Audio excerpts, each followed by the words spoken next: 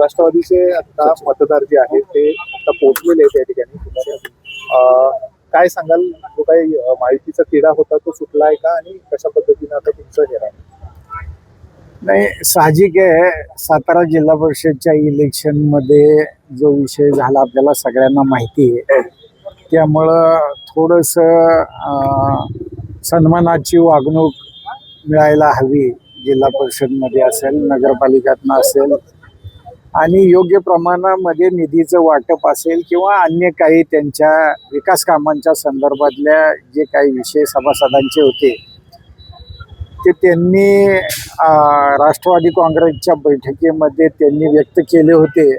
आणि त्या संदर्भात राष्ट्रवादीचे आमचे सगळ्यांचे नेते मकरंद आबा यांनी मुख्यमंत्री साहेबांशी चर्चा केली आणि त्यामध्ये मुख्यमंत्र्यांनी आश्वस्त केलं की विकास कामांच्या संदर्भामध्ये कोणताही दुजाभाव केला जाणार नाही आणि जे काही सदस्यांना सन्मानाची वागणूक असेल किंवा अन्य काही त्यांची कामं असतील ती महायुतीचे घटक आपण आहोत या पद्धतीनेच सर्वांची कामं केली जातील असं मुख्यमंत्री साहेबांनी आश्वस्त केल्यानंतर राष्ट्रवादीच्या आमच्या सगळ्या लोकांनी, मुळात आम्ही युतीमध्ये आहोत त्यामुळं युतीचा धर्म पाळायचा हे आम्ही पहिल्यापासून आमची भावना होतीच, पण तरीसुद्धा काही विषय जे असतात विकास कामं किंवा इतर राजकीय विषय असतात ते थोडेसे चर्चा करून सोडवून घ्या असं सदस्यांची भावना होती.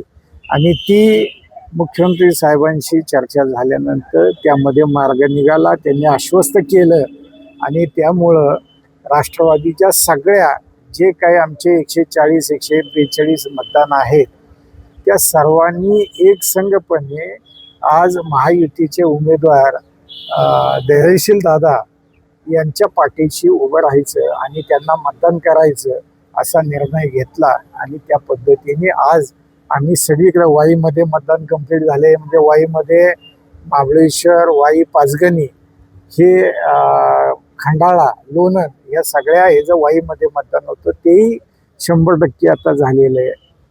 आज इथं जिल्हा परिषदचं मतदान आमचं जे काही आहे तेही आमचं आता 100% मतदान आले.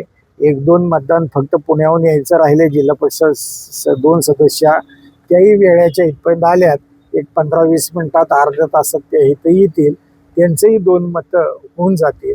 त्यामुळं 100% आणि बाहेर जी आमची काही मतं आहेत ती सुद्धा तिथली त्या नेत्यांना आम्ही जबाबदारी दिली होती. म्हणजे उदाहरणार्थ कराडची उदयदादांनी मतदान केलं, मग करून घेतलं तिथल्या आमचे काही मतं असतील ते.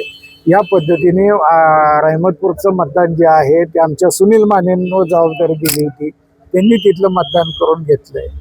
अशा पद्धतीने प्रत्येकावर जबाबदारी देऊन आज सगळं युतीच्या मागं, धैर्यशील दादांच्या मागं एकमुखीपणाने राष्ट्रवादी काँग्रेस सातारा, सांगलीमध्ये सुद्धा राष्ट्रवादीने एकमुखी युतीच्याच पाठीशी उभं राहण्याचा निर्णय घेतलेला आहे. हे या निमित्ताने मला चर्चा काही राहिल्या होत्या म्हणून हे उशिरा मतदानाला तुम्ही सर्व नाही तसं काही नाही. काय होतं, सगळ्या जिल्ह्यातून सदस्य यायचे, कोण परगावी होतं. मी आत्ता म्हणलं तसं की आमचे 2 सदस्य पुण्याला होते, महिला सदस्य, त्यांना आता पुण्याहून सकाळी निघून यायला थोडा वेळ होते. असं जिल्ह्यातनं सगळे हितं गोळा व्हायचे आणि यायचे. पुन्हा काही सदस्य येऊन पक्ष कार्यालयामध्ये बसले होते आमच्या, पण मला सुद्धा यायला पक्ष कार्यालयात मी आल्याशिवाय मतदानाला सगळ्यांना घेऊन यायचं असंही ठरलं होतं. मलाही बाहेरून यायला पक्ष कार्यालयात यायला थोडा वेळ झाला आणि मी आल्यानंतर मग सगळ्या सदस्यांना घेऊन आम्ही इथं मतदानाला आलो.